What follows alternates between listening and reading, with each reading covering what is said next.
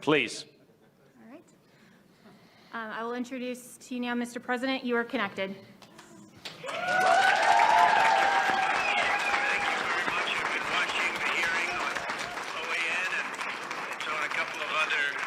Networks, but I really appreciate being asked to speak, and I'm in the Oval Office right now, and it's very interesting to see what's going on. And this was an election that we won easily.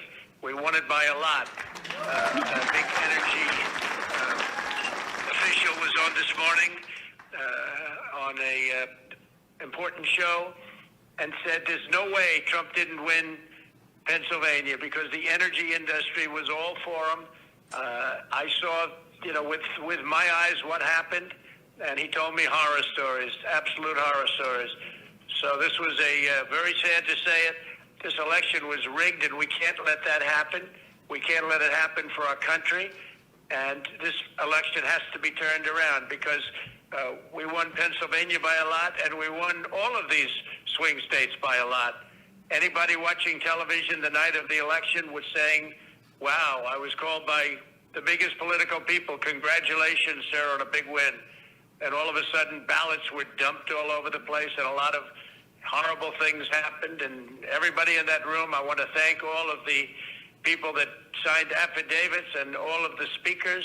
You're fantastic people. You're great patriots. I want to thank the senators for being there. And it's so important. Day before Thanksgiving, it really represents somebody. Between the voter suppression and all of the horrible things that happened to poll watchers, we have poll watcher affidavits piled up to the ceiling.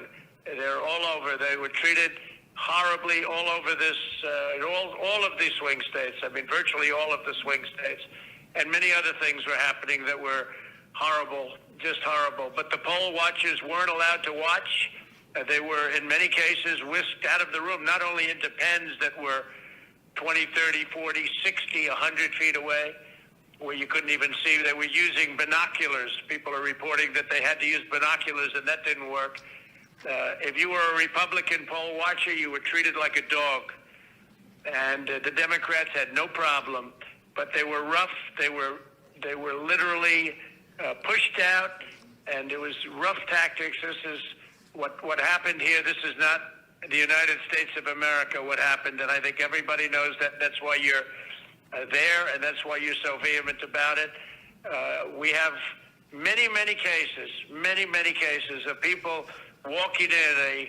A woman, an elderly woman, walks in looking forward to voting November 3rd and says, oh, good, where would I go about voting? I'm sorry, you've already voted. Your ballot is in.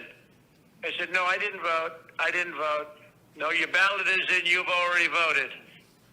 In all cases for Biden, by the way. She said, no, I want to vote. Nope, your ballot is in. And then they give her a provisional ballot to sign, which goes nowhere. It's a disgrace that this is happening to our country. We won this election by a lot. We got 74 million votes. And if you would have said 74 million votes the day before the election, every single professional in the business would have said there's no way of beating that. We got 11 million votes more than we had 4 years before in 2016. And we got many votes more than Ronald Reagan had when he won 49 states. And nobody would have said we even had a chance of losing. And all you had to do is take a look at the numbers at 10 o'clock in the evening when everybody thought the election was virtually over. And then very weird things happened. But they're not weird to professionals, and they're not weird to Dominion and other people that operate machines, and they're not weird to the people that handle the ballots where they were flooding the market.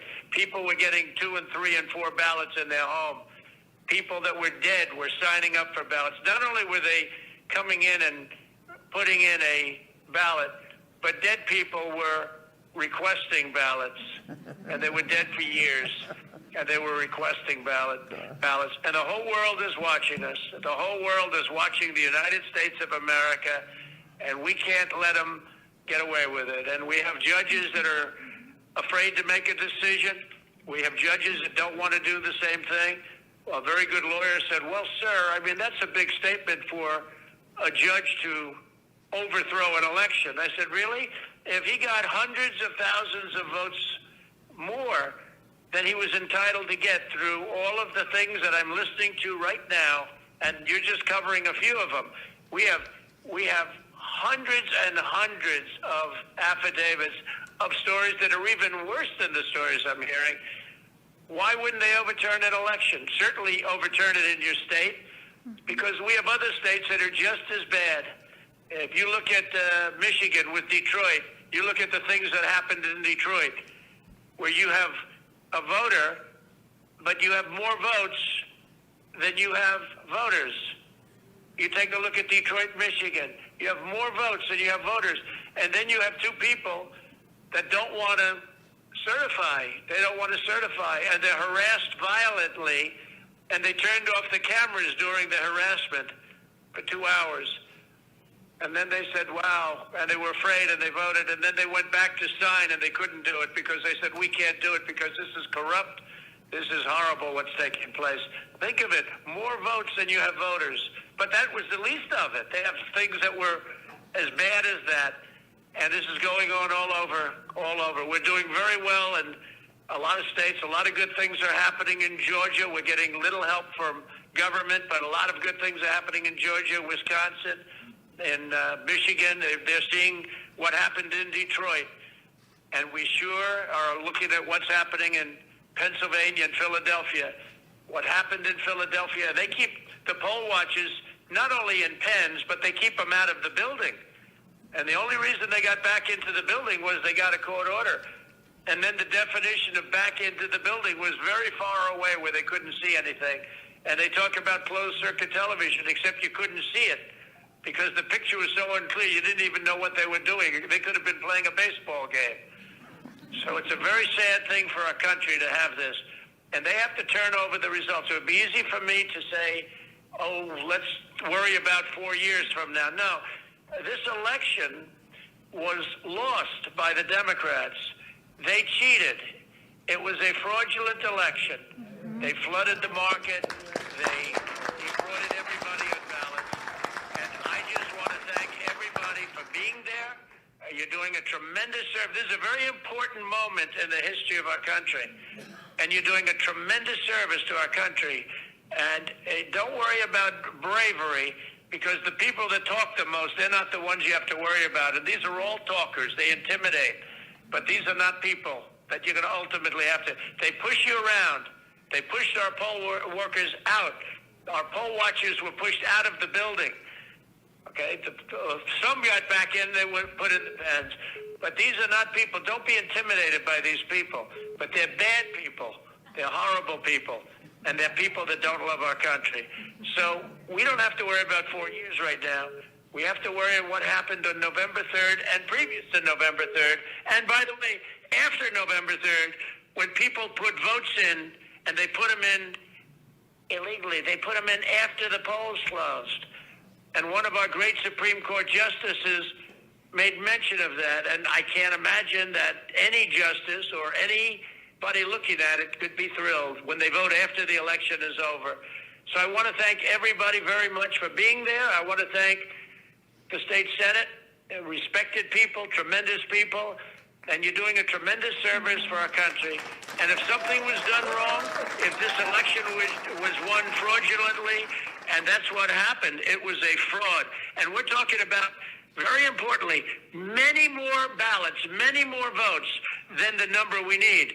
In other words, if we needed 50,000 votes, we're not talking about we found 9 dead people that voted. Of course, there were many more than that, many numbers that nobody even believes.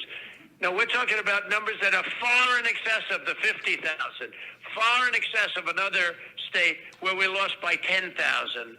And they went absolutely wild because we got far more votes than they thought possible. And they just stepped on the gas, and they got caught. Just like they got caught spying on my campaign, they got caught doing this. So I really appreciate it, and the country appreciates it, and we have to turn the election over because there's no doubt we have all the evidence, we have all the affidavits, we have everything. All we need is to have some judge listen to it properly without having a political opinion or having another kind of a problem. because we have everything. And by the way, the evidence is pouring in now as we speak. And I want to thank Rudy Giuliani for having the courage to do this, because there are other lawyers that backed down because they were being screamed at. Rudy is the greatest mayor in the history of New York, and there's a reason. He's got great courage, and he doesn't care. He wants to do what's right. And I told him the other day, Rudy, you were the greatest mayor in the history of New York, and you see what happened to New York without Rudy. You were the greatest mayor, but this is more important. What you're doing now is far more important than being a great mayor of the city of New York and being its greatest mayor by far. By the way, by far. This is going to be your crowning achievement because you're saving our country. Thank you all very much. Thank you.